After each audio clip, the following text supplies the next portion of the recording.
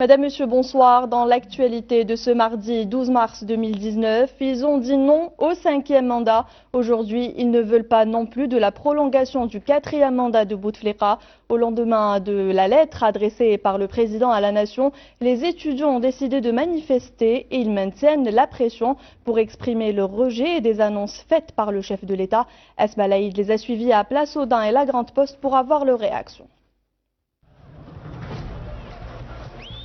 Au lendemain des annonces du report de la présidentielle et du renoncement de Abdelaziz Bouteflika à briguer un 5e mandat, des milliers d'étudiants des facultés d'Alger se sont donné rendez-vous à Alger Centre pour protester contre le prolongement du 4e mandat.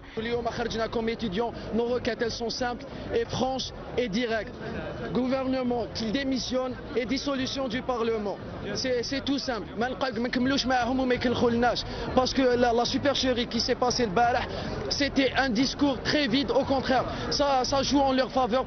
Ils nous ont impressionnés. Ils ont trouvé un moyen de prendre ce qu'ils demandaient.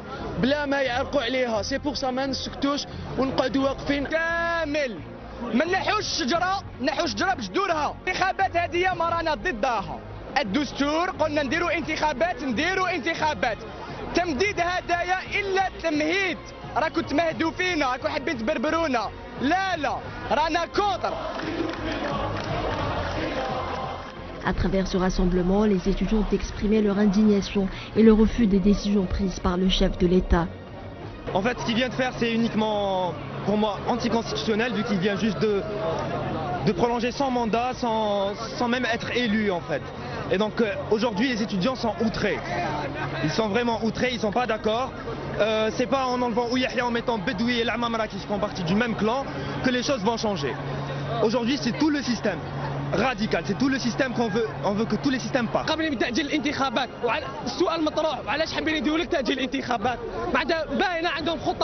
sont juste en train de faire des stratagèmes pour perdurer le régime, pour placer une autre personne en laquelle ils ont confiance. Que les mêmes personnalités reviennent. C'est-à-dire ceux qui étaient l'entourage de Bouteflika est revenu en force. Donc pour les jeunes, il n'y a pas eu de changement. Mais nous, on veut, c'est-à-dire les jeunes veulent un grand changement, un nettoyage de fond en comble. Les étudiants marchaient en scandant des slogans style au prolongement du 4e mandat. À jamais, de ce côté, il y a les requêtes qu'on veut. Et maintenant, je dis que je marche. J'ai marché, j'ai toujours marché. Je marche et je marcherai jusqu'à ce que vous partez tous. والشعب كامل راهو معانا والطالب راهو واقف. Je vous propose un retour sur cette fameuse lettre du président Bouteflika adressée hier lundi à la nation et voici les principales annonces avec Hajar Messaoudi.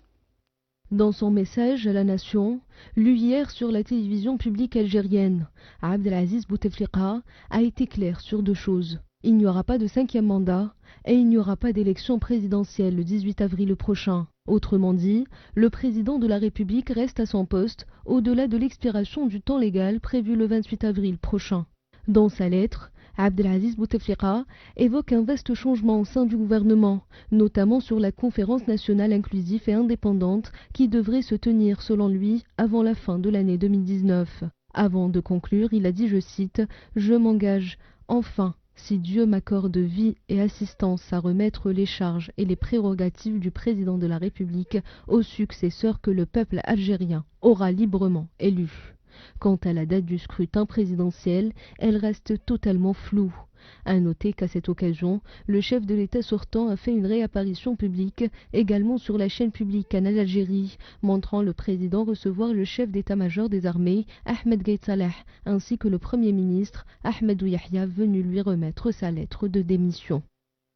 Et le désormais nouveau Premier ministre Nourdine Bedoui a été officiellement installé dans ses nouvelles fonctions en remplacement d'Ahmed Ouyahia qui a, comme vous le savez, démissionné hier. Dunia Zadfarj. Hier, en fin de journée, Ahmed Ouyahia a officiellement présenté sa démission du poste de Premier ministre à Abdelaziz Bouteflika. Aussitôt sa lettre de démission remise, le chef de l'État a nommé à sa place Nourdine Bedoui, ex-ministre de l'Intérieur.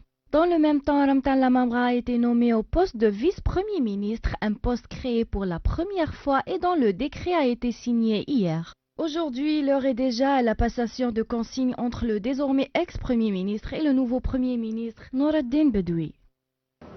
والجزائر تعيش L'Algérie vit une étape spéciale dans son histoire et que le temps et la confiance sont nécessaires pour réaliser toute espérance exprimée par le peuple au cours de ces derniers jours et semaines passées. Je me suis engagé hier après ma rencontre avec le chef de l'État de travailler durement et sincèrement pour accompagner ces réformes et sur son incarnation sur le terrain. Je m'engage aussi devant le peuple d'être à son entière écoute et d'être à son service et à ses côtés, et spécialement après ces appels qu'on a entendus durant ces dernières semaines. Pour rappel, Nour el-Din Bedoui a commencé sa carrière comme préfet dans la région d'Oran. En 2013, il entre au gouvernement comme ministre de la formation professionnelle et 2 ans plus tard décroche le poste de ministre de l'Intérieur. Et puis le tout nouveau également vice-premier ministre et ministre des Affaires étrangères, Ramtan Lamamra, a détaillé la feuille de route du pouvoir dans un entretien à la radio France Internationale RFI. Il a annoncé la priorité du prochain gouvernement. Le résumé de ses déclarations avec Mounsafa Idras. Voici ce qu'il y a d'important à retenir de la toute première déclaration de Ramtan Lamamra, désigné ce lundi 11 mars 2019 vice-premier ministre, ministre des Affaires étrangères, après l'annonce du report des élections présidentielles et le retrait de la candidature de Bouteflika pour un 5e mandat. Des élections présidentielles absolument libres.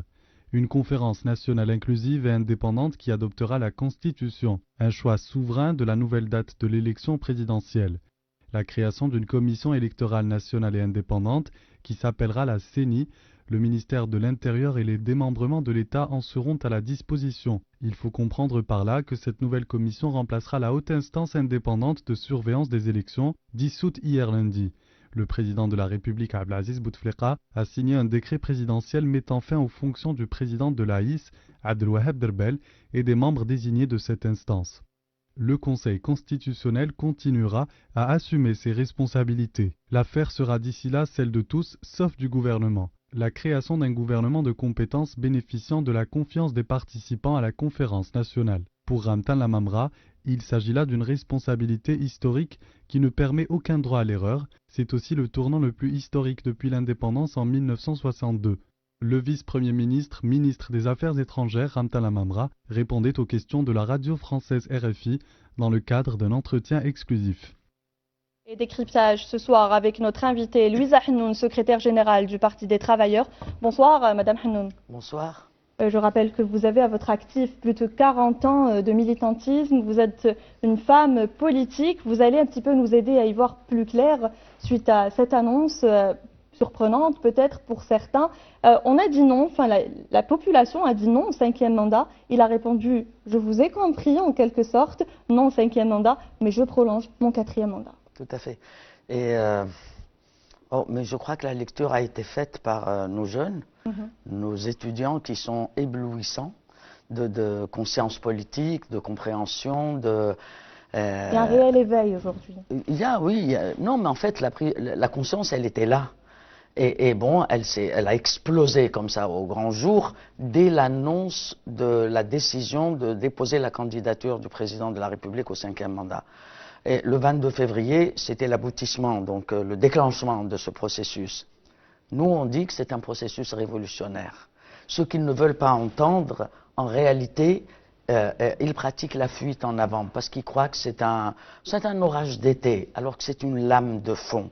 Et généralement, c'est connu, la première vague, elle peut être très violente, mais c'est la deuxième qui emporte tout sur son passage. D'accord?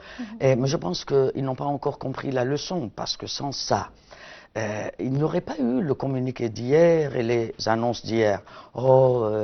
La dissolution de la commission, de la haute instance, ok, etc. Mais enfin, pour tout le reste, regardez nos jeunes, ils sont magnifiques, ils ont compris tout de suite. Comme quoi, c'est une manœuvre. C'est une manœuvre. On a dit non au 5e mandat. Et bien voilà, on nous met devant le fait accompli, on prolonge le 4e mandat, c'est en fait un 5e mandat sans élection, parce qu'il n'y a pas vraiment de durée déterminée, et puis même les instruments qui ont été proposés. D'accord. C'est une manœuvre? C'est comme ça que c'est vécu, que c'est ressenti par nos jeunes qu'on a vu, les étudiants qui sont sortis dans la rue, même par tous ceux qui s'expriment sur Facebook, là, depuis hier soir. Ils sont très, très, très en colère. En gros, vous nous prenez pour des tarés, pour des... Nous ne comprenons pas, vous voulez nous berner, vous voulez vous moquer de notre intelligence, d'accord? Parce que il était normal qu'une fois l'annonce de l'arrivée du président faite, qu'on attende de tous quand même avec espoir qu'il tranche dans cette situation et qu'il dise c'est bon. Mais le président de la République a dit dans son communiqué qu'il ne m'est jamais arrivé à l'esprit, jamais ça m'a effleuré l'idée de me présenter pour un 5e mandat. Mais qu'est-ce que cela signifie? Qu'est-ce que cela signifie? Ça veut dire que des décisions ont été prises à son insu et qui concernent sa propre personne. Est-ce que ça veut dire que des gens ont décidé de déposer son dossier de candidature à sa place? ont décidé, c'est-à-dire que c'est presque une contrainte, d'accord? Alors, les millions qui sont sortis dans la rue étaient très clairs. Pour eux, l'objectif est clair, c'est le système doit partir. Et qui dit système dit tous ces symboles. On ne peut pas ramener des vieux chevaux de retour, on ne peut pas essayer de replâtrer, on peut pas. Il faut que ça soit dans la clarté la plus totale. Et voilà, c'est comme, je veux dire, deux personnes qui veulent plus vivre ensemble se séparent, point, c'est tout. Un divorce, c'est un divorce. Quand c'est à l'amiable, il y a moins de dégâts. Mais quand, bien sûr, c'est dans la violence, c'est là qu'il y a beaucoup de dégâts, que les enfants payent les pots cassés, n'est-ce pas? Donc là, après 15 jours de manifestations pacifiques, 3 semaines. Oui, presque 3 semaines. Voilà, une jeunesse magnifique qui a fait une démonstration, mais alors extraordinaire. Et justement, la rue, vous le savez probablement, la rue a très vite réagi hier soir. Nous allons écouter quelques avis des citoyens juste après les annonces faites par le président Bouteflika. Vous allez le voir, c'est assez mitigé.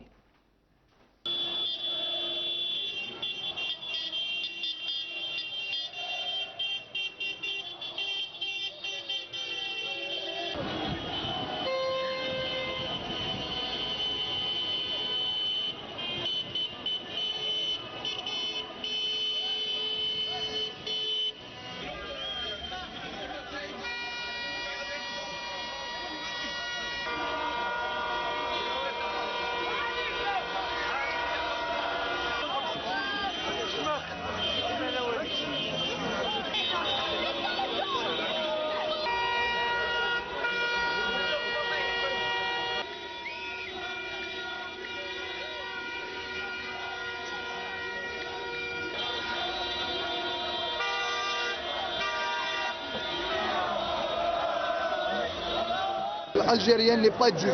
On veut, c'est bien la transition, sauf que la transition doit passer par le peuple et non pas par le système.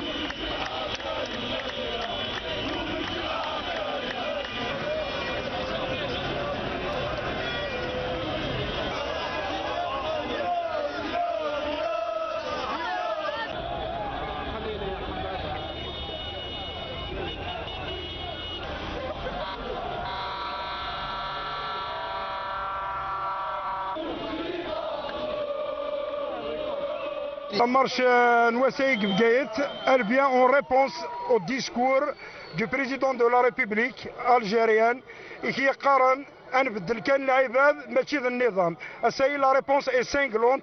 La marche d'aujourd'hui de Béjaïa, c'est-à-dire le slogan de la marche النضال حتى إسقاط النظام وهذه إجابة صارخة. Voilà, donc c'était les avis des citoyens juste après les annonces faites par le président de la République, Abdelaziz Bouteflika. Donc on assiste clairement à un prolongement du 4e mandat avec un scénario de transition à l'intérieur du système, Madame Hanouna. Oui, à l'intérieur du système, c'est-à-dire comme si ce système était encore capable de présenter une ouverture politique, des perspectives à la nation, alors que c'est un système qui est totalement décomposé, périmé depuis octobre 88. Je voyais sur une banderole, là, sur une pancarte, gouvernement démission, parlement dissolution. En fait, hier soir, il était normal qu'une partie de la population pense quand même que le président a reculé. Il a dit il n'y aura pas de 5e mandat et puis pas d'élection le 18 avril parce qu'elles sont biaisées, elles étaient truquées dès le départ. Et donc, bon, on savourait un peu cette victoire, mais immédiatement après, chacun a repris ses esprits, a bien étudié le contenu du communiqué. D'où les réactions là qu'on vient de voir. C'est-à-dire qu'ils ont compris qu'en réalité, ce système veut se maintenir à travers cette démarche qui a été présentée en voulant faire croire qu'il va y avoir des changements très importants au niveau du gouvernement, qu'il va y avoir un dispositif qui sera mis en marche pour que la souveraineté populaire s'exprime. Or, on ne peut quand même pas imaginer ceux qui incarnent ou qui représentent le système, c'est-à-dire les partisans du maintien de ce système. On ne peut pas les imaginer que ce soit des partis politiques qui doivent leur hégémonie sur les assemblées élues ou même leur forte présence dans le gouvernement simplement à la fraude électorale, au hold-up, aux coups d'État électoraux.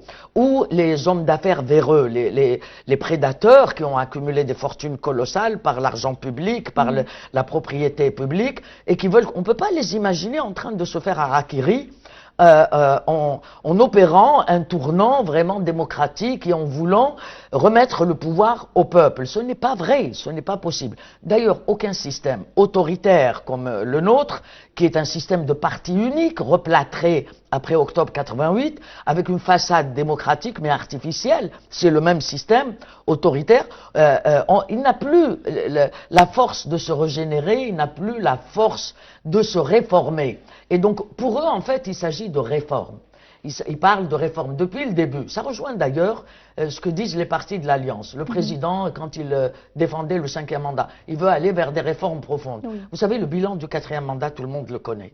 Un désastre total sur toute la ligne, sur le plan économique, social, politique, la décomposition, la putréfaction, le mélange entre l'argent et la politique, le danger que ce mandat a fait peser sur l'État à travers donc toutes ces dérives, et puis l'absence totale de boussole. On a eu l'impression qu'on était en train de naviguer à vue tout le temps, et qu'il n'y a pas un centre de décision. Alors c'est la raison pour laquelle l'écrasante majorité a dit non, il n'y aura pas de 5e mandat, y compris des citoyens qui vraiment avaient soutenu le président durant les 3 premiers mandats, qui avaient énormément de respect pour lui, mais qui disent il faut le laisser se reposer maintenant, il faut qu'il parte, d'accord? Alors c'est clair, c'est une opération qui vise à gagner du temps pour eux et à faire perdre du temps pour le peuple algérien et la nation. Et ça, ce n'est pas permis, ce n'est pas acceptable. La jeunesse est en train de dire, nous voulons qu'il parte maintenant. Et nous joignons notre voix à celle de la jeunesse. L'écrasante majorité a dit, ce système doit partir, il doit partir. Pour nous, c'est la condition pour qu'on puisse sauvegarder la nation algérienne. Parce que s'il y avait eu un 5e mandat, on aurait payé le prix très très très cher, à l'international comme à l'intérieur, d'accord? Donc maintenant, il y a une contradiction, s'opposent 2 aspirations. Les aspirations de la minorité au maintien du système par des subterfuges, n'est-ce pas? Ce sont des subterfuges qui ont été proposés. Par-delà les intentions, les bonnes intentions, ou par-delà la sincérité.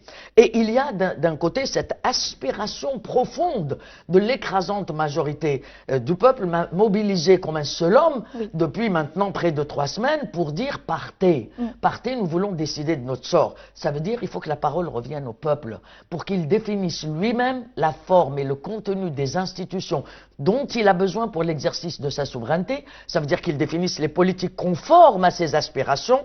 Ça veut dire que, parce que ce n'est pas tant une question d'hommes. Oui, il y a les hommes qui symbolisent le système et que les citoyens ne veulent plus voir du tout aux commandes du pays.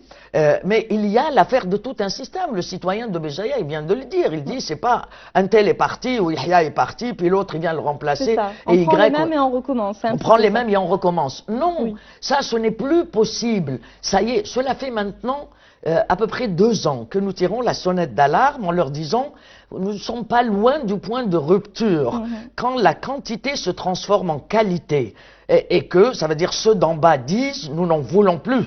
Nous ne voulons plus vivre dans ces conditions-là et que ceux d'en haut n'arrivent plus à gouverner. Et nous sommes dans cette situation. C'est la raison pour laquelle nous avons conclu que nous sommes dans une situation révolutionnaire et dans les situations révolutionnaires, c'est la question du changement de la nature du système parce qu'il y a une différence entre le système c'était le système de parti unique, mais maintenant ce sont des bandes qui sont liées les unes aux autres avec des intérêts communs, politiques, ce sont des cercles politiques, économiques et commerciaux et financiers, et qui s'imposent par la terreur, par la fraude électorale qui pillent le pays, qui ont ruiné le pays. Et les jeunes ont raison, c'est leur avenir qui est en jeu. Madame Hennoun, le Parti des travailleurs aujourd'hui a émis un communiqué. Moi j'ai retenu une phrase. Vous parlez des transitions qui n'ont réussi dans aucun pays. Vous dites les transitions ont toujours ouvert la porte aux ingérences étrangères. J'ai dit tout à l'heure, la rue a très vite réagi,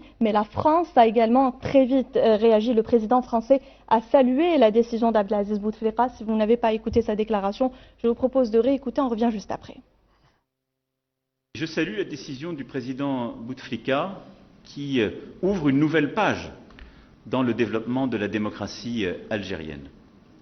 En décidant la mise en place de cette conférence, en présentant un cadre transparent et en indiquant qu'il ne se représenterait pas pour un nouveau mandat. C'était donc la réaction immédiate d'Emmanuel Macron, le président français. Transition, ingérence étrangère, réaction inacceptable, française. Déclaration inacceptable, grossière ingérence.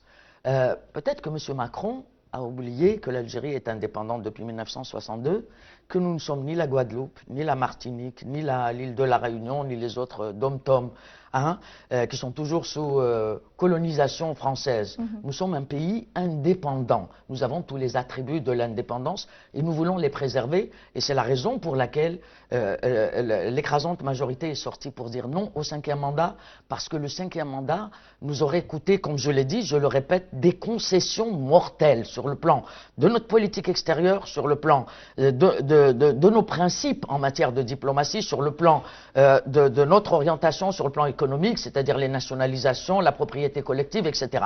Donc c'est une interférence dans les affaires algériennes parce que M. Macron, en fait, devrait plutôt s'occuper des problèmes très sérieux qu'il a dans son propre pays, n'est-ce pas, lui dont la popularité est au ras des pâquerettes, il devrait trouver une issue par rapport à la mobilisation des Gilets jaunes. Est-ce que l'État algérien s'est immiscé dans l'affaire des Gilets jaunes en France? Absolument pas. Jamais. L'État algérien s'interdit toujours de s'immiscer dans les affaires des autres pays parce qu'il est sur le terrain des principes de la non-ingérence. Mais M.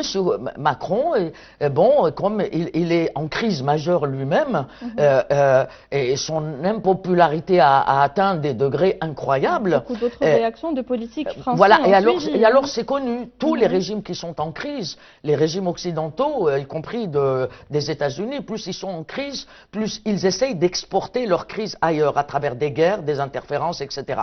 Mais dans la manifestation du 8 mars, les jeunes étaient en train de répondre au Premier ministre concernant la comparaison avec le Syrie, en lui rappelant que l'Algérie ne sera pas la Syrie, et en même temps il y avait un mot d'ordre que j'ai trouvé génial. Ni Washington ni Paris, c'est le peuple qui choisira le président. Les Washington, les Paris, ça rime en plus. Oui, et c'est beau. Du génie dans les slogans. C'est-à-dire, et puis un autre jeune qui a dit, s'ils veulent interférer, nous leur répondrons que c'est une affaire familiale. Ça veut dire, on peut s'entretuer entre nous, on règle nos problèmes entre nous. C'est une affaire algérienne. Et c'est la raison pour laquelle nous, il y a déjà... C'est une affaire algéro-algérienne. Voilà, il y a déjà plus d'un mois, j'avais déclaré, lorsque a été annoncée la candidature du président de la République à un 5e mandat, j'avais déclaré que nous voulons que l'Algérie reste algérienne, que les élections soient exclusivement algériennes. Parce que si les pays occidentaux avaient accepté le 5e mandat, cela signifiait la mort de notre pays.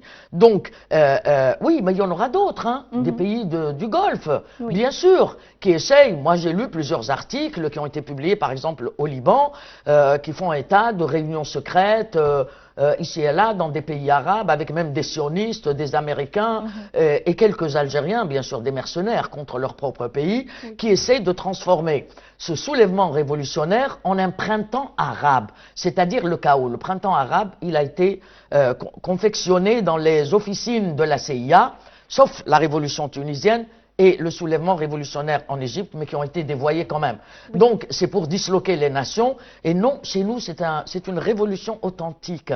Elle est la continuité de la révolution algérienne, du printemps algérien, du printemps amazigh de 1980, du soulèvement de la jeunesse en 1988, et c'est en même temps la continuité un peu, l'aboutissement de tous les combats démocratiques, sociaux, économiques, culturels qui ont été menés sans relâche depuis l'indépendance à ce jour. C'est-à-dire qu'aujourd'hui, eh bien, ce qui est à l'ordre du jour, c'est l'avènement de la démocratie véritable, c'est la deuxième république, dont le peuple doit définir le contenu et la nature des institutions, et ça veut dire la rupture avec le système en place, avec ses pratiques, avec toute la décomposition qu'il a entraînée et toutes les frustrations. C'est le produit de tant d'accumulation, de frustration et de souffrance. Madame Louisa-Hnoun, on va parler de l'aspect un petit peu plus juridique. Est-ce que le contenu de cette lettre de Abdelaziz Bouteflika, constitutionnellement parlant, est valable et réaliste? Nous avons posé en tout cas la question à Maître Fatiha Benabou, spécialiste en droit constitutionnel.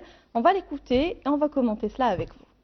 Les élections présidentielles sont prévues dans la Constitution de plein droit, c'est-à-dire qu'elles sont automatiques.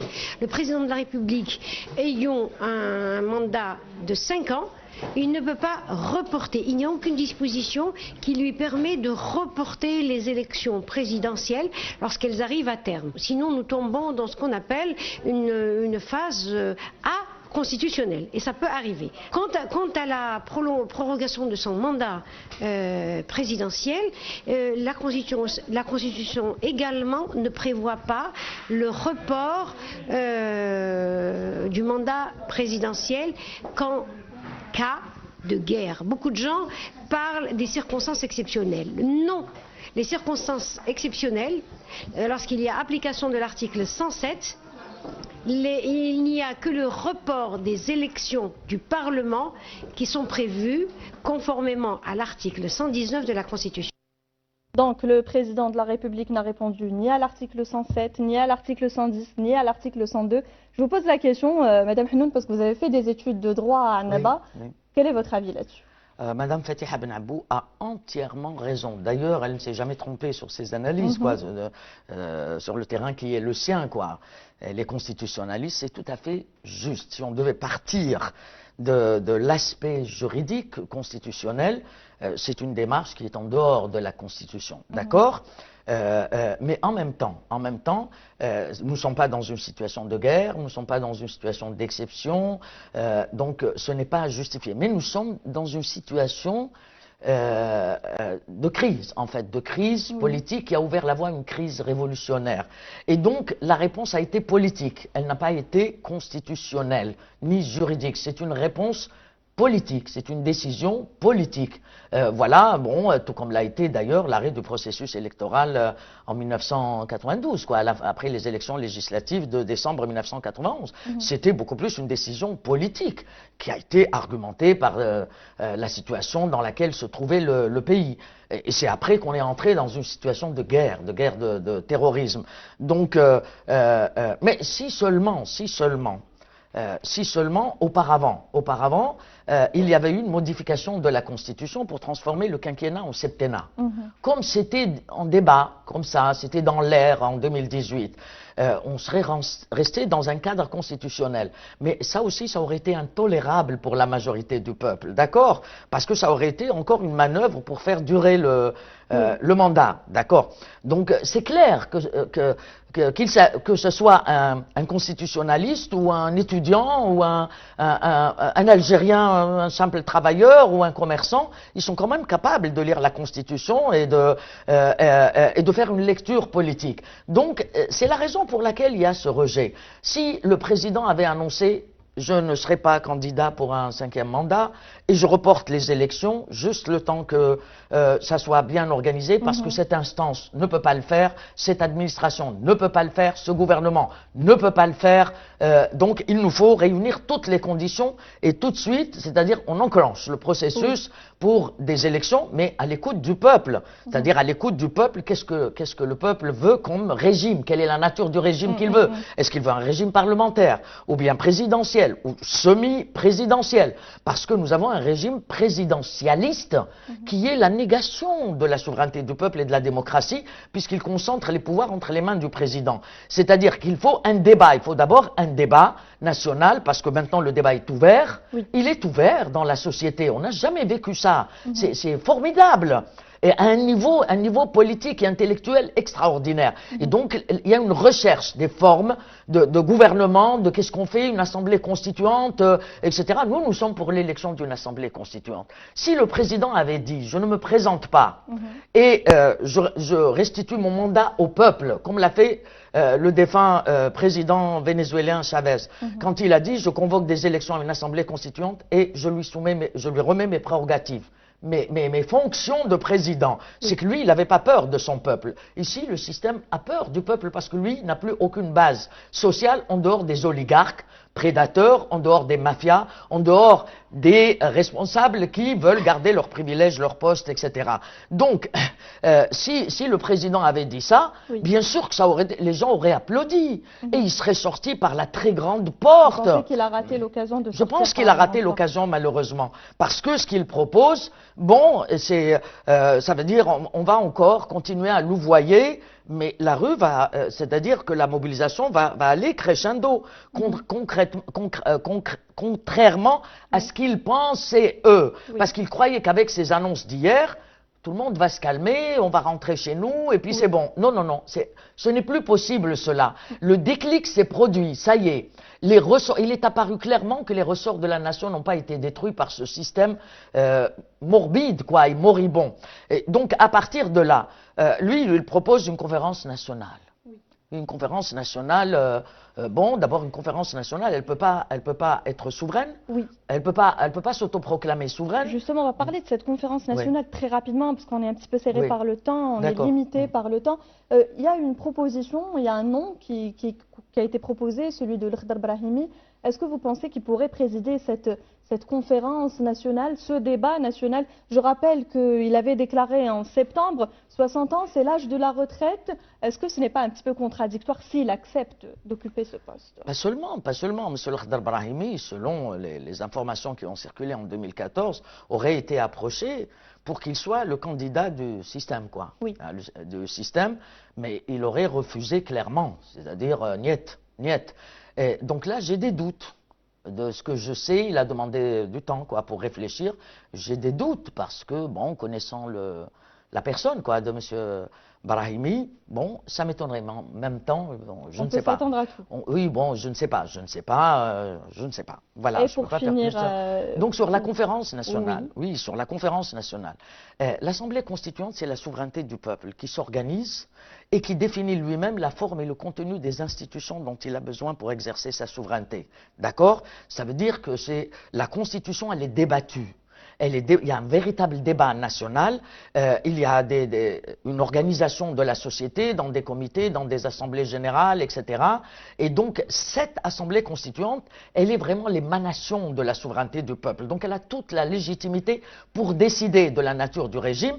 Et donc cette conférence nationale, on en a vu dans les années 90 en Afrique et dans les pays d'Europe de l'Est, ça a été des catastrophes. Alors dire que cette conférence, comme cela a été écrit dans le communiqué, qu'elle sera souveraine et qu'elle sera légitime, enfin représentative, c'est quelque chose d'irréel. Et donc c'est la confiscation d'une autre manière, quoi, de la souveraineté du peuple. Comment peut-elle légiférer? Au nom de quelle légitimité? Elle n'a pas été élue, ceux qui seront dedans seront autodésignés. Au maximum, quoi, auto-désigné, sinon désigné. Donc à partir de ce moment-là, c'est encore un subterfuge qui ne pourra pas faire consensus dans la société algérienne qui, elle, veut absolument décider de son sort. Merci beaucoup, Madame Louisa Hnoun, pour ce débat très franc, comme à chaque fois. Malheureusement, nous sommes limités par le temps, sinon le débat était très intéressant, en effet. Merci d'avoir été notre invité. Merci, chers téléspectateurs, de nous avoir suivis. C'est la fin de ce journal. Prochain point complet, 20h30. Très belle suite des programmes sur Shourouk News.